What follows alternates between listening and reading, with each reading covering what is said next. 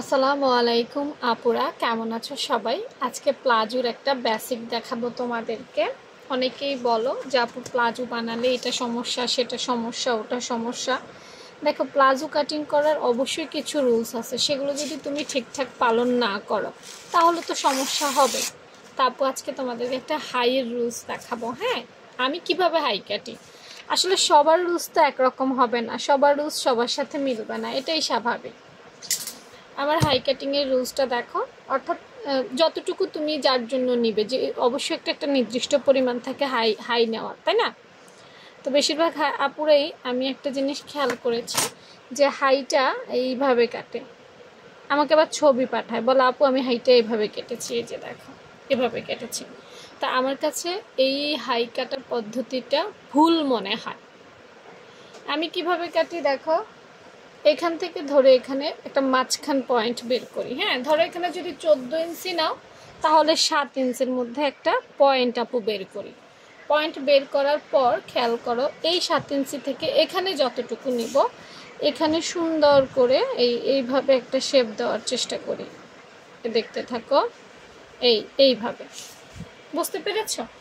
হয়তো আমার আটটা সুন্দর হয়নি, আর একটু সুন্দর করে দেই কাটিং করার ক্ষেত্রে। তো শেপটা আপু এভাবে দেই। এখন একটু আপু কেটে দেই। শেপটা এভাবে দেওয়ার পর কি হয় আমি তোমাদেরকে একটু দেখাতে চাই। এই এখন এভাবে কাটলে হয় কি, কিছু কাপড় না বেঁচে যায়। এই দেখো, আমাদের যে কোমরের অংশ সেটা কিন্তু এই জায়গাটার মধ্যে থাকে। এখানে হচ্ছে পেট, আর এখানে হচ্ছে আমাদের কোমর, না আমরা পাছাই বলতে পারি, তাই না? যখন তুমি এখানে কাটবে তখন কিন্তু এই জায়গার কাপড় কমে যায়, বাট এই জায়গায় কিন্তু আমাদের পাছা থাকার কারণে এই জায়গাতে বেশি কাপড়ের প্রয়োজন। আর আমি কাটি এইভাবে এতটুকু পরিমাণ, মানে মনে করো এইটুকু কাপড় কিন্তু বাড়তি থাকে। তো যেহেতু মহিলা মানুষ, নিচে বসে, নিচে একটা প্রেশার পড়ে, একটা প্রেশার পড়লে কাপড় বেশির প্রয়োজন হয়, টান খায়, তাই না? বুঝতে পারছো নি? আমি এটা কাটতেও দেখাই, তাহলে আর একটু ভালো বুঝবা।